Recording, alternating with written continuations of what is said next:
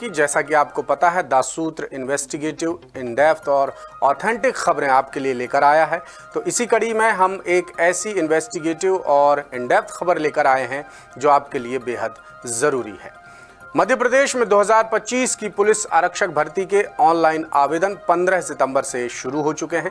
13 सितंबर को जारी विज्ञापन के मुताबिक पदों की कुल संख्या है 7,500 और माना जा रहा है कि इस बार 10 लाख से ज्यादा उम्मीदवार आवेदन करेंगे। इसी महीने सब इंस्पेक्टर यानी एसआई भर्ती का विज्ञापन भी संभावित है। ये भर्ती 8 साल बाद आने वाली है। उधर मध्य प्रदेश में 27% ओबीसी आरक्षण केस की सुनवाई सुप्रीम कोर्ट में 22 सितंबर से रोजाना प्रस्तावित है और कोर्ट पहले ही साफ कर चुका है कि वो मामले में अंतरिम राहत नहीं देगा बल्कि अंतिम फैसला ही सुनाएगा। इसी बीच हाल ही में जारी आरक्षक भर्ती 2025 के विज्ञापन के बहाने फिर से बहस छिड़ गई कि प्रदेश में शिक्षा और सरकारी नौकरियों में किस वर्ग के लिए कुल कितना आरक्षण तय है और इसके नियम क्या हैं। सबसे चौंकाने वाली बात यह है कि आरक्षक भर्ती के विज्ञापन में आरक्षण संबंधी प्रावधानों में 1 या 2 नहीं बल्कि 7 केसेस में सुप्रीम कोर्ट के फैसलों का हवाला दिया गया है, जिनमें एक फैसला इंदिरा साहनी केस का भी है। आखिर क्यों, कहां और कितना उलझा है ये मामला, चलिए इंदौर से हमारे ब्यूरो चीफ संजय गुप्ता की इस खास रिपोर्ट में समझने और सुलझाने की कोशिश करते हैं। देखिए ये खास रिपोर्ट।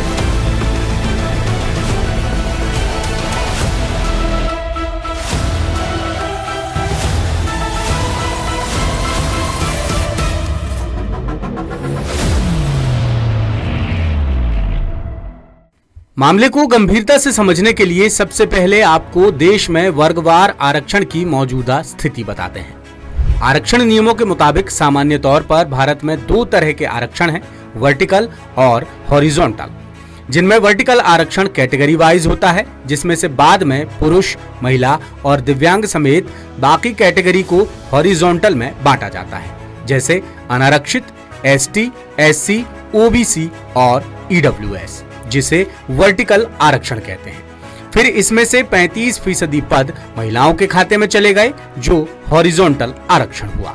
अब मध्य प्रदेश में कानून के मुताबिक आरक्षण की स्थिति जानते हैं। मध्य प्रदेश में लोक सेवा एससी, एसटी, ओबीसी वर्गों के लिए आरक्षण एक्ट 1994 पास है, जिसके मुताबिक अनारक्षित को 50%, एससी को 16%, एसटी को 20% और ओबीसी को 14% आरक्षण तय है। बाद में 2019 में एक्ट में संशोधन हुआ और सामान्य वर्ग के आर्थिक रूप से कमजोर यानी ईडब्ल्यूएस के लिए वर्टिकली 10% आरक्षण का एक्ट बना। संविधान में एससी, एसटी, ओबीसी वर्ग को आर्टिकल 15(4) और 16(4) के तहत, जबकि ईडब्ल्यूएस को आर्टिकल 15(6) और 16(6) के तहत आरक्षण मिलता है। प्रदेश में कांग्रेस की कमलनाथ सरकार के कार्यकाल में मार्च 2019 में मध्य प्रदेश लोक सेवा एससी, एसटी, ओबीसी वर्गों के लिए आरक्षण संशोधित एक्ट 2019 आया, जिसमें 1994 के मूल एक्ट में एक बड़ा बदलाव कर ओबीसी वर्ग का आरक्षण 14% से बढ़ाकर 27% कर दिया गया, जिसके बाद अनारक्षित वर्ग के लिए 27%, ओबीसी के लिए 27%, एससी के लिए 16%, एसटी के लिए 20% और ईडब्ल्यूएस के लिए 10% आरक्षण का प्रावधान हो गया। अब आते हैं 2025 की पुलिस आरक्षक भर्ती के विज्ञापन पर और जानते हैं कि इसमें आरक्षण को लेकर क्या कहा गया है। एमपीईएसबी ने 13 सितंबर को 7500 पदों की पुलिस आरक्षक भर्ती का विज्ञापन जारी किया है, जिसमें 87-13% फॉर्मूला लागू होगा। इसमें 13% पद काल्पनिक तौर पर अनारक्षित और ओबीसी दोनों वर्गों के खाते में डाले गए हैं, यानी सुप्रीम कोर्ट से जिस वर्ग के हक में फैसला होगा 13% काल्पनिक पद उस कैटेगरी को मिल जाएंगे और दूसरी कैटेगरी के लिए सभी पद शून्य माने जाएंगे। अब देखते हैं पुलिस आरक्षक भर्ती 2025 में पदों का बंटवारा।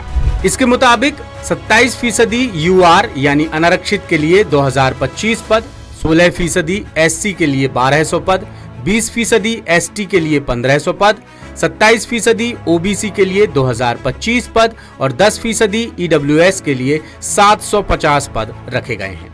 इस तरह कुल 7500 पदों में से 13% पद हैं 975 जो होल्ड रहेंगे और सुप्रीम कोर्ट के फैसले के बाद ही संबंधित वर्ग के खाते में जाएंगे।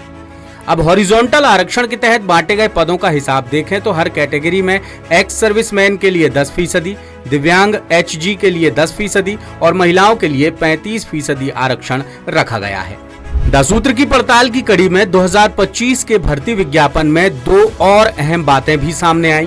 पहली बात, इसमें परीक्षा नियम 2015 के तहत आरक्षित से अनारक्षित कैटेगरी में जाने के नियम को बड़ी मजबूती से दोहराया गया है। यानी परीक्षा में उम्र सीमा या कट ऑफ अंक की छूट लेने वाले आरक्षित उम्मीदवारों को मेरिट के बाद भी अनारक्षित कैटेगरी में शिफ्ट नहीं किया जाएगा।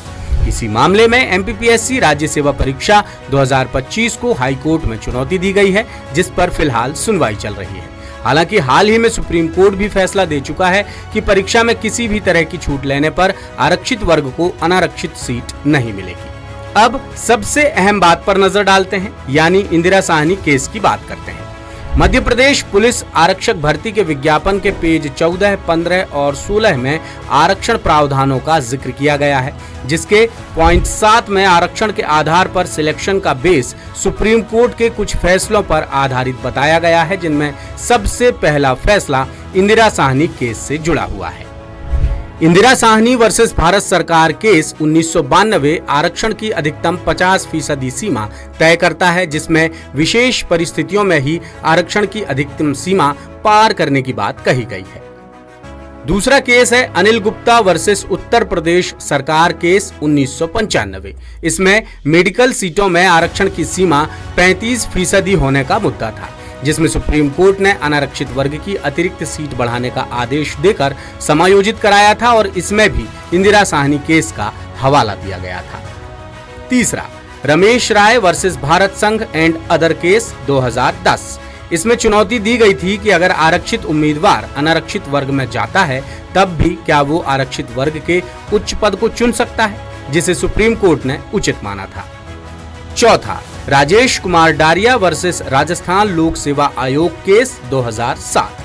RPSC ने महिला उम्मीदवारों को हॉरिजॉन्टल रिजर्वेशन के तहत कुछ छूटों के आधार पर चयन प्रक्रिया रद्द कर दी थी, जिससे महिला उम्मीदवारों के लिए आरक्षित सीटें खाली रह गईं और पुरुष उम्मीदवारों को मौका मिल गया। मामले में सुप्रीम कोर्ट ने पाया कि RPSC की चयन प्रक्रिया में शामिल कुछ बिंदुओं की वजह से महिला उम्मीदवारों के लिए आरक्षित पदों की संख्या में कमी आ गई और बाकी पद पुरुष उम्मीदवारों को मिल गए। बाद में सुप्रीम कोर्ट ने RPSC को चयन प्रक्रिया में सुधार कर महिला उम्मीदवारों को तय आरक्षण के मुताबिक पद देने का निर्देश दिया। पांचवां, सत्यप्रकाश वर्सेस भारत संघ केस 2003। ये केस भी अनारक्षित और आरक्षित कैटेगरी में शिफ्टिंग को लेकर था, जिस पर सुप्रीम कोर्ट ने अनारक्षित वर्ग के पक्ष में फैसला सुनाया था। छठवां, दीपा EV वर्सेस भारत संघ केस 2003। ये केस आरक्षित कैटेगरी की छूट से जुड़ा था, लेकिन खुद याचिकाकर्ता ने OBC वर्ग की उम्र सीमा में छूट ली थी, जिस वजह से याचिका खारिज हो गई। और सातवां, सौरव यादव वर्सेस उत्तर प्रदेश सरकार केस 2018। इसमें सुप्रीम कोर्ट ने हॉरिजॉन्टल और वर्टिकल आरक्षण के बीच संबंध साफ करते हुए उत्तर प्रदेश सरकार के खिलाफ फैसला सुनाया था, जिसके मुताबिक हॉरिजॉन्टल आरक्षण के लिए पात्र वर्ग को सिर्फ इसलिए अनारक्षित में जाने से नहीं रोका जा सकता क्योंकि वो दूसरे वर्टिकल समूहों से हैं। यानी योग्यता के आधार पर सभी श्रेणियों यानी वर्टिकल की महिलाएं खुली श्रेणी के लिए विचार करने योग्य हैं। खुली श्रेणी की सीटें गैर आरक्षित श्रेणियों के लिए कोटा नहीं है। अब अगर सिर्फ पुलिस आरक्षक भर्ती परीक्षा के मद्देनजर बात करें तो आरक्षण के आधार पर सिलेक्शन के लिए इंदिरा साहनी केस के जजमेंट समेत सुप्रीम कोर्ट के कुल 7 फैसलों को आधार बनाया जाएगा। लेटेस्ट, इन्वेस्टिगेटिव और इन डेप्थ खबरें देखने के लिए ज्वाइन कीजिए द सूत्र का व्हाट्सएप चैनल, सब्सक्राइब कीजिए यूट्यूब चैनल, लाइक कीजिए फेसबुक पेज और पढ़ते रहिए वेबसाइट www.dasutr.com।